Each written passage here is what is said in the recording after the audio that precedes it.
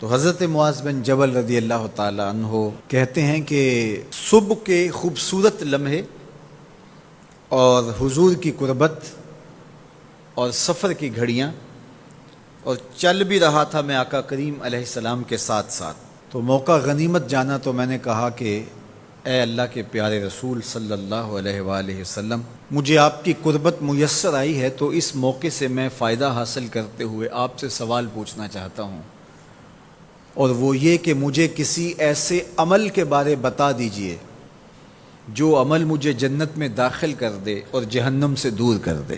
تو حضور علیہ السلام نے اس سوال پر ان کی تحسین فرمایا تو نے بہت بڑا سوال کیا ہے، اس کا جو جواب ہے کہ جنت نصیب ہو اور مجھے جہنم سے نجات ملے تو یہ اتنا آسان کام نہیں ہے، یہ بڑا مشکل کام ہے، لیکن جس پر اللہ آسان کر دے اس کے لیے مشکل نہیں ہے۔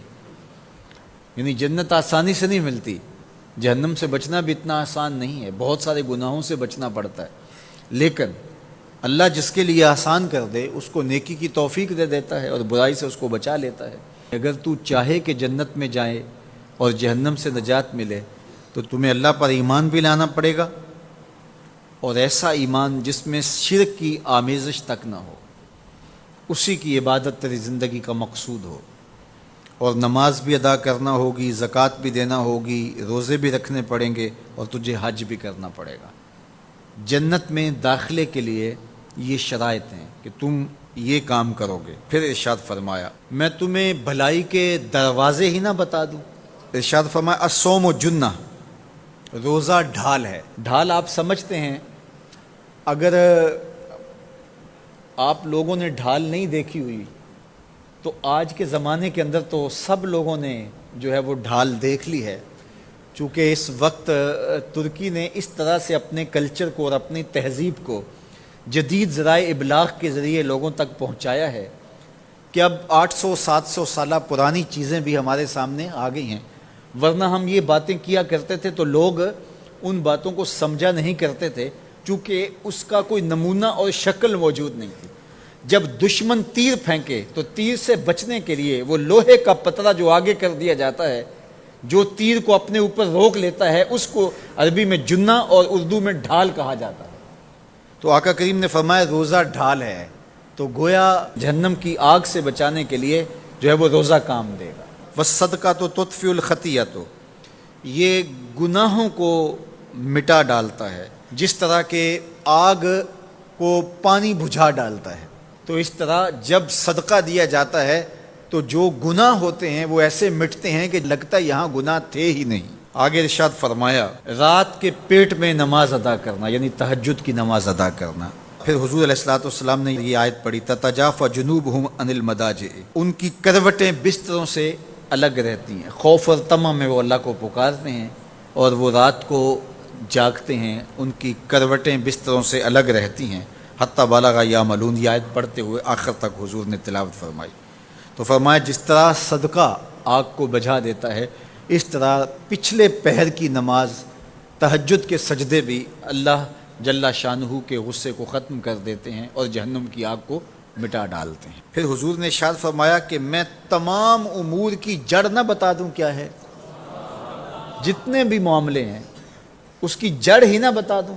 میں نے جھولی پھیلا کے کہا حضور کیوں نہیں، خیرات ڈالی ہے، تو حضور نے ارشاد فرمایا راس الامر الاسلام، سارے امور کی جڑ اور بنیاد، سر اسلام ہے۔ اگر اسلام ہے تو عمل قابل قبول ہے، اور اگر اسلام ہی نہیں ہے تو پھر جتنے مرضی نیک عمل کرتے رہیں، جتنا مرضی پانی ڈالیں، جتنی مرضی کھاد ڈالیں، تو اگر جڑ ہی نیچے سے کٹی ہوئی ہے تو درخت ہو پائے گا؟ کبھی بھی نہیں ہو پائے گا۔ تو کہا جڑ اسلام ہے، اس لیے عقیدے کی صحت عمل کی قبولیت کی ضمانت ہے، تو تمام امور کی جڑ اور بنیاد اور سرا اسلام ہے، اور اس کا ستون نماز ہے۔ اور صحابہ نماز کے جس طرح پابند رخوگر تھے، تو وہ تاریخ کی روایات آپ دیکھ سکتے ہیں، آپ کو ایک صحابی بھی بے نماز نہیں ملے گا۔ وذروۃ صنامہ الجہاد، اور کوہان کی بلندی، چوٹی اسلام کی، وہ جہاد ہے۔ جہاد سے اسلام کو سربلند کیا جا سکتا ہے۔ اسلام کا چھٹا رکن ہے جہاد، اور ہمیں جہاد کی ترغیب بھی دی گئی، اور قیامت تک یہ جہاد جاری بھی رہے گا اور کبھی بھی ختم ہونے کا نہیں ہے۔ ہاں اس کے اصول و ضوابط ہمیں دیے گئے، جہاد کے نام سے فساد فی الارض نہ کیا جائے، لیکن جہاد کا انکار اسلام کا انکار ہے۔ یہ اسلام کی چوٹی ہے، ذروۃ و سنام کہا گیا، یہ کوہان کی بلندی ہے۔ تو حضور علیہ السلام نے آخر میں فرمایا کہ میں تمہیں سارے معاملات کی جڑ ہی نہ بتا دوں، خلاصہ ہی نہ بیان کر دوں؟ قلت بلا یا نبی اللہ، میں نے کہا اے اللہ کے نبی کیوں نہیں؟ فاخذ بلسانہ، حضور نے اپنی مبارک زبان کو پکڑا، فقال، اور فرمایا، کف علیک ھذا، کہا اس کو روک لے، اس کو کنٹرول کر۔ تو کہتے ہیں میں نے کہا اے اللہ کے پیارے محبوب صلی اللہ علیہ وسلم، جو ہم باتیں کرتے ہیں اس سے بھی مواخذہ ہوگا؟